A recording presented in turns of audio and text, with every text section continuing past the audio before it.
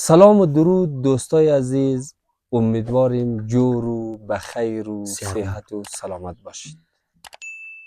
ما در منطقه جاغری قریه ولیتو قرار داریم. اینجا آمدیم پالوی یک کسی که آغشته به مواد مخدر بود سالهای سال. از تجارب تلخی از این هموطنی از ما، از داستانای عمیق از این سوالات زیاد را دارم. خودش هم در کنار از من نشسته، راجع در پستی و بلندی، کوتاهی و درازی، سردی و گرمی زندگی، خاطرات های تلخ از ایشان سوال میکنم. همه ایتان بیننده باشین تا آخر برنامه را. و کسایی که در کانال ما عضویت ندارین لطفا کانال را سابسکرایب کنید و توگمه زنگوله را هم فشار بدین و ویدیوی ما را لایک کنید. در بغل دستی از ما، در پالوی از ما که نشسته، شکرالله عزیز است. ما از این سوالات را میکنم، شما همه ایتان در جریان باشید. و یک مردانگی خوبی که کرده کاملا پاک شده که ما و شما همه تجربه دارین یا دیدین در جاهای ویدیو را که پاک شدن کار ساده ای نیست. اما قسمی میگه که کار هر بوز نیست خرمن کوبیدن. ایش چقدر درد را کشیده، چی صدمه ها دیده، از کجا شروع کرد، در کجا رسید، چی تلخی ها را دید، کلا نش را بندازیم. اول شکر جان عزیز، سلام خدمت خودت. سلام عرض ادب. زنده و سلامت باشید. تشکر جور باشید. تو در ایران زندگی میکردی؟ چی باعث شد که اولین بار تو این مواد رو بکشی؟ ما خود جانم ایران عمل نداشتم. خب اینجا ما دو عروسی کردیم. خب بعد از عروسی در ترامادول شروع کردیم. خب همینطور مستقیم بدون کدام مستقیم بدون چون چرا این که در ترامادول شروع کردم کسی برای تو گفت؟ نه رفیق نه نشدی نه یا نه خودت؟ نه نه. ما خودم در خانه خسر مادر خب اینجا چو میزدیم فهمیدی؟ خب باز خر ما را خطا کرد، آها کمر درد شدم فهمیدی؟ آها بعد از کمر دردی دکتر رفتم خوب نشد. آها همین ترامادول خوردم.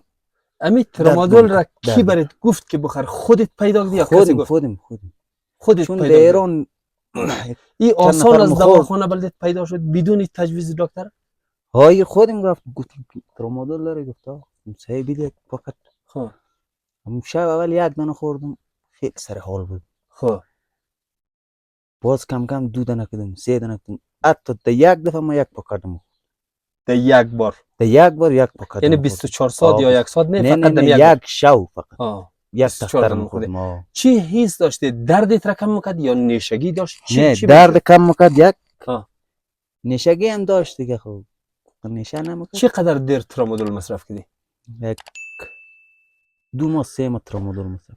2 ماه 3 ماه. بعد از 2 ماه 3 ماه باز بعد از 2 ماه 3 ماه ترامادول تریاک کشیدی؟ تریاک را کسی برات داد یا خودت پیدا کردی؟ تریاک را به یک دانه نعمت میگه اینج پایین‌تر. آره آردیم چو میزدیم ده بالنصر. یه گفت بیا کم تریاک بخور. خب من یک ذره سر انگشتلی یک ذره خوردم، صبحش هم از گرفتم مر یک ذره دیگه. ولی این که میخوردی در جریان فامیل خور نیشته بودی؟ نه هیچ کس خبر نداشت از من. امی عرقی که در وجودت میای اثرش چیه؟ از امی ترک کردن مواد یا گرم مونده؟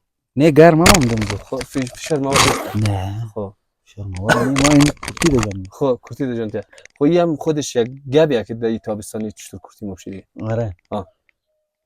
بعدش دفعه دومش رفتی از زمین نعمت دوباره تریاک گرفتی خوردی دمی افغانستانی؟ پدر و مادرت خبر نداره؟ هیچ کس خبر نداره. خب باز از پش برو چی شد؟ بعد از یک روز گرفتم، 2 روز 3 روز، روز 4م گفتم مر یک ذره چرا بدیم. برو بخر برای خود. ما چرا بدیم. خب میره کم گپای چتی گفتم تو ما را لاختک دیدی. آره و اینال باز خودش میزنه حالی. آره خداوند تو را به هیچ عنوان خیر نبینید. فهمیدی؟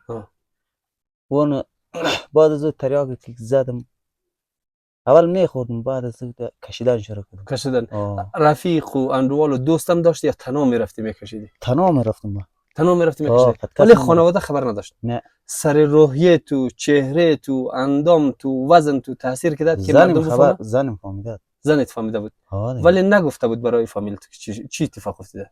گفته بود بعد قصه کرده بود. خب چرکی میگه.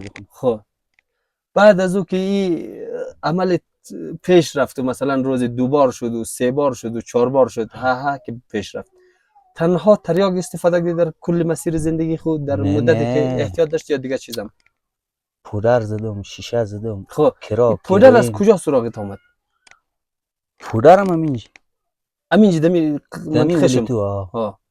یعنی چی باعث شد که تو تریاک ریلک نی پودر بزنی یا کسی آمد برات گفت یا خودت می کارو کردی؟ نه این سید آصف بشه سید طالب میگه. خب این ببر از تریاک که پودر بهتر. خب ولی تو هم با امیر خان به می سادگی هر کسی هر چیزی میگفت قبول میکردی؟ بریم دیگه. ساده بودم دیگه نمیفهمم. ایت خبر نداره که آخرش چی میشه؟ خبر نداره. نه دیگه. خب باز میرفتیم اینجا پودر این از قلندری از لومان. این از اونجا میگرفتیم فهمیدی؟ تا موتور. خب از اونجا میگرفتیم باز میامدیم اینجا میکشیدیم. ناق میگشتیم. در باره راجع در باره مواد مخدر پرسان میکنم که چی وقت فامیلت خبر شد؟ فامیلم پودر که شروع کردم بس فامیل. چی گفت برید وقتی اولین بار پدرت امرای مادرت که خبر شد چی گفت برید؟ همین کلمه ایدات منده که چی گفت برید؟ چی گفت؟ چرا لاغر شده؟ خب چهره‌ام تغییر کرده بود. آره تغییر میکنه مواد مخدر که بزنی 100% تغییر میکنه. چهره‌ام تغییر کرده بود. تو چی مصرف کنی؟ من یک سیگرت میزدم پیش از یانه. آره ما باز قد زیاد دروغ میزدم. ما سیگرت میزدم. سیگرت مرا لاغر. بعد از او تریاک کشیدم. پیشین روز بودم میوقع. آمدم خانه. میزنیم فهمید گفتی تریاک کشید. میزنیم قصه کرد پختم پدر من فهمیدی؟ این دندونای آدم میچسبه تریاک میزنی. دفعه اول اندام جسمت روحت قوی بود تر خوب جوانی زبردست داری. خب این تریاک شروع من نابود کرد مرفیم. درسته. خب بعد از این که پدر و مادرت خبر شد چی گفت برید؟ چی گفت؟ اصلا گفت بیشیده خانه برو ترک کو چی کو؟ گفت ترک منی یا ترسمانه برو کنیم. خب باز ما گفتم ما ترک منم. خب و نه رسید که ما خانه رو بخی الا کردم. خودت الا کردی بدون که بگه. صحیح. خب موادی که تا اونجا رسیده بودیم که گفتی تریاک رو کشیدیم بعدش نفر آمد یکی گفت بیا پودر رو بکش نوشگیش بهتره ارزانتر شاید باشد یا آسانتر در دسترس قرار میگیره. بعد که پودر رو کشیدی معتاد خطرناکتر شدی. خطرناکتر شدی. دیگه خانه رو ترک کردی. ثابت شدم تریاک معتاد ثابت. آره چون ما خودم راجع درباره پودر تحقیقات زیاد کردم. یک بار اگه بزنی خطرناکترین شایع‌ترین مواد در افغانستان است و خانمان سوزترین مواد هم است. چطور پودر در شیشه تبدیل شد یا این عشقی بود یا نمیرسید؟ نه پودر شیشه کس اردش یک خاصیت داره. شیشه خطرناکتر چیز نیست. پودر که میزنی خو میبره تو را فهمیدی؟ خو میری یوش میشی. با شیشه را که دنبالش میزنی پس شیشه را که کشیدی خاصیت پودر را داشت و دیگه گفتی یک مواد دیگر هم گفتی کراک بود. چی بود؟ کراک هیروئین این چیزا کشیدی. اینا یک چیز عادی است. دیگه وقتی که خانه را ترک کردی کجا رفتی؟ رفتم غزنی رفتم. غزنی باز رفتم کابل رفتی. کابل زیر پلیس سوخته بودم. چه مدت بودی؟ 6-7 سال بود. 6-7 سال تو زیر پلیس کابل بودی؟ سوخته بودم. بعد از 6-7 سال که زمان طالب آمد از خود رفتم تحویل دادم. درسته. دیگه قبل از خیال ترک به سرت نزد. کسی از دوست آشنا فامیل کسی که تو رو بشناسه دید تو در کابل زیر پل سوخته؟ کسی تو رو دید گفت برید که راه درست نیه بیا از اینجا برو؟ نه هیچ کسی نبود. هیچ کس نه. و خودت هم علاقه نداشتی که پیش یک شناس بری یا کسی؟ نه علاقه نداشتم. تماس هم نمیگرفتی صحبت نه در کلا 7 سال گم بودی دیگه. از خانواده بخی چی بودم دیس شدن. این مدت 7 سال ما باید 7 سال که تو رفته بودی خانومت اینجا بود دیگه؟ نه خانوم 2 سال بعد از ما رفته بود. آره دیگه حقم داره دیگه چون تو اسیر بودی که گم بودی دیگه. درسته؟ خبر نداشت از ما که زنده است. بعد از اینکه تو رفتی تو رو در کمپ برد امارات اسلامی؟ در کمپ برد. خود چقدر مدت اونجا بندی؟ 2 سال. 2 سال. بعد از 2 سال آمده ترک کردی؟ اگه نه قانونش 7 ماه باز ما تمدید کرد رفت. خب تا 2 سال پرک. بعد از اون که 2 سال را پرکدی اون موقع تو را آزاد کرد آمدی اینجا.